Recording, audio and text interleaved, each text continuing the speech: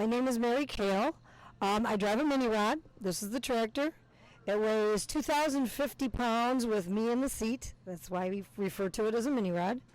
I've been in the sport since 2018, so I believe this is my 6th season. And we're thrilled to be here. This is like the Super Bowl of tractor pulls. So we won Region 4, and that's what got us here. Yes. In 2018 and in 2019, we did Region 2. We ran Region 2 for points, which is a lot of hooks. It was like 20 hooks or 22 hooks. So it's a lot, and we live in Western New York, just outside of Buffalo in the country, and it's sometimes a 9-hour ride up into Michigan and places like that. So it was a lot of drive, and it was a lot of miles. Now this year we started going to Ocala in the winter, which is January. And then they have one in Jacksonville in April or March, late March, early April. And so we've been doing Raleigh too, North Carolina State Fair. We've done Raleigh several times. We really like Raleigh. So when we get done here, we'll head south. We'll go to Raleigh. And then after the fair, we'll continue down to Florida. We leave the whole thing down there my husband's got a cousin down there. So we leave everything down there and start up in the winter. And then we come back north once the weather clears up here. Well, we always wanted to go to Bowling Green to see the Bowling Green tractor pull. Our kids were in 4-H. So we had to wait until they were 18 and they were done with 4-H before we could go. So we kind of anticipated it for a lot of years. So finally we go to Bowling Green, and as I said, I live in Western New York. We've never seen a mini rod in Western New York because mini rods don't hook in Western New York. So we get to Bowling Green, we saw the mini class, and we fell in love with it. And my husband said, you know what, we're going to do this someday.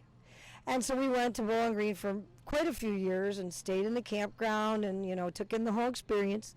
And then in 2017, Richard Peters, who Rick has been running PPO as of late, but Rick has been in the sport for 40 plus years. He was one of the first guys with a roll cage. He's done a lot over the years of his pulling. So in 2017, he had a sign on the back of the wing of his tractor, and it said, for sale, rolling chassis for sale. My husband just took a picture of it, didn't say anything to me. And when we got home, he called Rick to find out what was going on. They made a deal on the rolling chassis, and he and my son went out to Zanesville and picked it up, brought it home. And then Irv Clark, two-wheel drive puller, is a very good friend of ours. And Joe Ader is also a good friend of ours.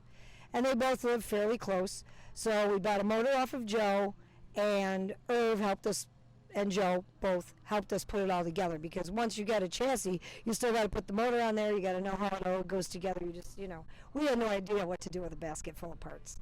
So we got it all together that winter, and we started in 2018. My favorite thing, the mini rod to me is the most exciting class because we're so light and we got so much horsepower, and the horsepower to weight ratio is the biggest, I think, of any of the other tractors. So and it can be a little bit unpredictable, so it's kind of like very exciting to run because sometimes you never know what's going to happen. We finished second last year in Region 2 points. We lost by 1 point. So that was a big accomplishment for us because it's a big region and there's a lot of driving. And, also it wasn't last year, it was the year before was the Region 2, second place. Then last year we ended up winning Region 4, that's what got us here. We went to Raleigh, which happens after the Enderley, so Raleigh was the first 2 hooks in the run for the Enderley for the following year. So we had a sweep at North Carolina State Fair, we won both nights. And that put us with one more hook, which was just last weekend in North Carolina. So we went down to Lumberton, and we had to stay ahead of Cody Singletary, Carolina Night Train, and we managed to take it by 2 points. So it was a pretty close run, and Cody's a really good friend of ours. So it's been a fun season. Probably the first time we ever got to like 300 or 350, because when we started, it was a struggle. Oh, we got to 200, we got to 250, and then it kind of stuck there. Because, we really didn't know what we were doing. We didn't know the setup. There was all kinds of things that we had to learn. People can help you, but they don't know specifically. Every vehicle is different. So you got to kind of figure it out on your own. And after a while, once we finally got it dialed in and we started, getting farther down the track, it was pretty exciting. Well, that's an interesting story. We, as I said, Mike went out and picked up the tractor in Zanesville, and he came home, and I think he was bouncing around. We were bouncing around a lot of stuff, and we were sitting in the shop one night just talking about just that. What are we going to name it? And he had a pen in his hand, and he did this little doodle, and we came up with spending their inheritance. I don't know why. We just thought it sounded cool. So then he had this little doodle, and it was the bank and the tractor with the wheels off the ground, and the hat is sucking all the money off the bank, and then it's blowing the money off the back tires, and the kids are chasing it. So the two kids that are on the wing are our son and our daughter, Ryan and Jesse. And he came up with the idea, and we went to, we called a guy in Buffalo that was a graphic designer. He stood us up. He forgot we had an appointment. Oh, I didn't go to work today. I didn't feel well, and so we, gave up on him. We talked to several other graphic designers, kind of the same thing. They really weren't interested. My son-in-law graduated from college with a young man who was a graphic designer. At this point in his life, he didn't have a job as a graphic designer. He was working in beer sales. And so my son-in-law basically told him, I need you to do a favor for my in-laws. And the guy was like, what? He didn't even know what a mini rod was. So Mike went and got a whole bunch of pictures of mini rods, just sitting and mini rods pulling, and so that he would have an idea. And Jason Crumble actually brought the whole thing to life. And he did a fantastic job. At that point, we didn't have the 4 kids yet, because we didn't have any grandkids yet.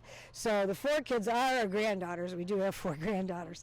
They got added on the last wrap. So that's kind of how it happened, and it turned out good, because if you go to a graphic design firm, they own the rights to that photo, and then you have to pay to use it.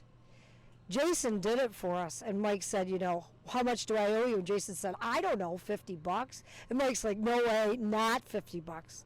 So we paid him what we thought it was worth, and he was very happy. And we also he gave us the rendering. We could use it on T-shirts, we could use it on stickers, we could use it on anything. So it really turned out best. It turned out the best way it possibly could have for us, because we didn't have to pay big bucks to get that all done. And now we have Angry Duck. Angry Duck is somewhere on the trick down here on the bottom. And Angry Duck has a website, because we carried around T-shirts. Like at the beginning of every season, you spend about $4,000 on T-shirts, and you got them all in totes, and it's hard to figure out where you're going to keep them, and then people come and buy T-shirts from you. Halfway through the season, you don't have the sizes you need. It doesn't matter. The next season, you buy the other size, and it still turns out not working out. He approached us, and he said, this is my business, this is what I do, and I'm just starting into tractor pulling. Would you guys be interested? And Mike said, absolutely. So if you go to the Angry Duck website, they have T-shirts, but they have hoodies, they have hats, they have different colors. And so you can get what you really want, as opposed to having to take what we have, which was one color, hopefully in your size. So that's turned out to be a real good thing for us too. And we don't have to carry a lot of shirts that we can't sell. Patience. You learn patience as you get older.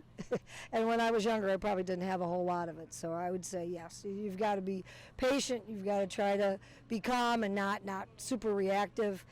When you're on the track, the run takes about 6 seconds, sometimes less. I had a run in Wauseon. We won it in Wauseon with a 39-mile-an-hour pass, which is pretty fast. That's usually we're somewhere in the speed of the mid-20-mile-per-hour speed. But still, from one end of the track to the other, it's very quick. So sometimes you have to react, and react quickly. And sometimes, you got to be patient. Just depends on the track and the conditions and all that. Geez, I don't know. It's a lot of fun. We've met a lot of wonderful people, and not only other pullers, but also spectators. And if you go, if you're going to do a Region 2, or even we've been going to Raleigh for 3 years now, the people expect you and they come looking for you. And they come over and say hello and, this and that. I've been following you all season because we're on social media and things like that. And I would just say, don't be afraid to talk with the people, to meet them, to get to know them, to, seek out sponsors to help you. And every year, send out a sponsor letter. Maybe you get somebody new. Social media is a great thing because then people know that you're out there. People know what you're doing. It advertises the sport to keep the sport going. Because there's the way it looks from our point of view, everybody's older.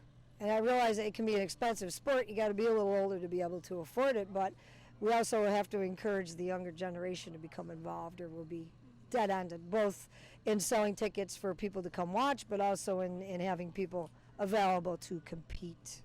So, you know, social media is a good thing, and being friendly. We put kids in the seat all the time. And we just do it. And, you know, little kids come over with their parents and they're talking with us and all like that, and you just say to the kid, would you like to sit in it? Oh, yeah, can I? Well, you're not going to hurt anything. So, you know, they just hop in, they get their picture taken, and they're all excited about it. And, you know, they look for you next year, and they root for you from the stands, and it makes the poll more interesting to them as kids. With polls in North Carolina, Lumberton and Raleigh, North Carolina qualifying here.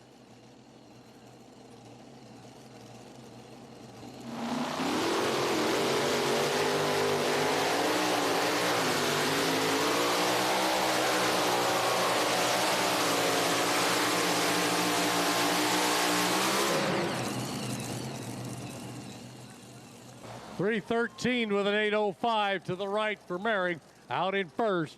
.313 with an 8:05 to the right.